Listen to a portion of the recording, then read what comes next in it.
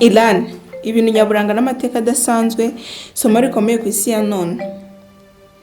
Muraho neza abakunzi bacu mudukurikira kuri Akawa Update. Turabashimiye cyane kuba mukomeza kudukurikira no kudukurikirana umunsi ku wundi. Niba uri mucya kuri iyi channel, ntiwibagirwe gukanda kuri subscribe, unakande like, usangize abandi iyi video, kandi udusigire igitekerezo cyawe muri comment. Kuko bidufasha gukomeza kubagezaho ibiganiro byubaka ubwenge n'imitekerereze. Uyu munsi tugiye kujyana mu rugendo rudasanzwe. Si urwo gutembera gusa, ahubwo n'urwo kwiga amateka, umuco n'ubwenge bwa kera. Ikiganiro cyacu gifite umutwe ugira uti Iran, ibintu nyaburanga n'amateka adasanzwe, isomo rikomeye ku buzima bw'iki gihe. Iran ni igihugu abantu benshi bamenyereye mu makuru ya politiki n'intambara, ariko bake bakamenya ko gifite amateka akomeye cyane ku isi. Ibintu nyaburanga bitangaje byubatswe n'ubwenge bw'abantu no mu bihe bya kera. Gumana natwe kugera ku mpera y'iki kiganiro, kirimo amasomo akomeye tugomba kwigiraho uyu munsi.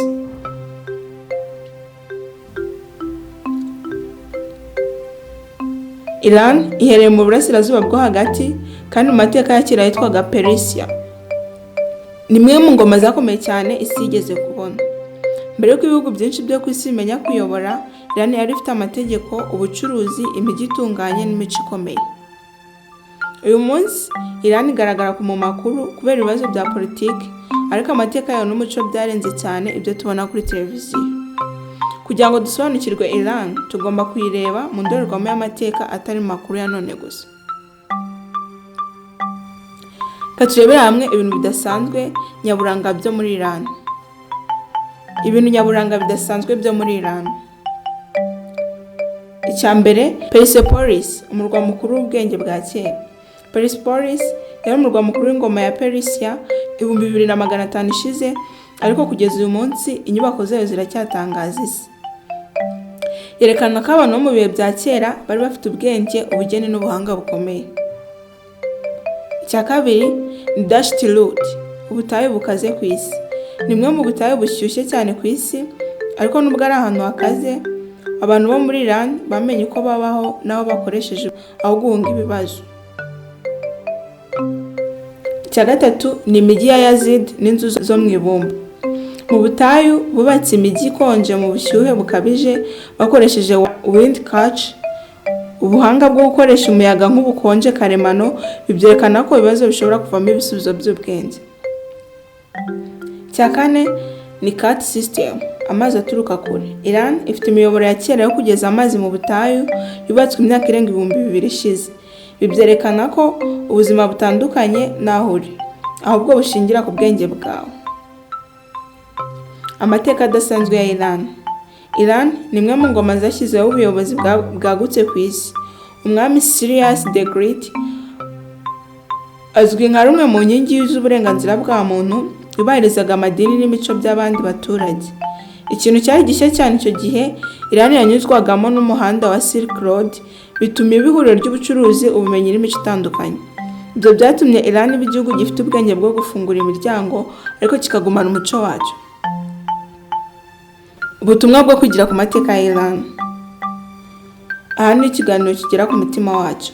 Amateka niyo musingi w'ahazaza. Iran yerekana ko igihugu kitazatera imbere mu gihe cyose kitibuka aho cyaturutse. Amateka atuma abantu bagira icyerekezo, bakamenya icyo barinda n'icyo bubaka. Ubwenge buruta umutungo kamere. Iran nta mutungo kamere mwinshi yari ifite mu bihe bya kera, ariko ubwenge bw'abantu bayo bwatumye yubaka ibintu biramba. Ni isomo rikomeye ku bihugu n'abantu batekereza ko batateye imbere kubera ibyo badafite.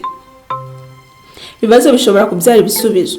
Ubutayu, ubushyuhe n'amakuba byatumye Iran itekereza ibisubizo byihariye. Ikibazo si imbogamizi, ni amahirwe yo gutekereza mu buryo bushya. Kumenya amateka biturinda kwigana abandi.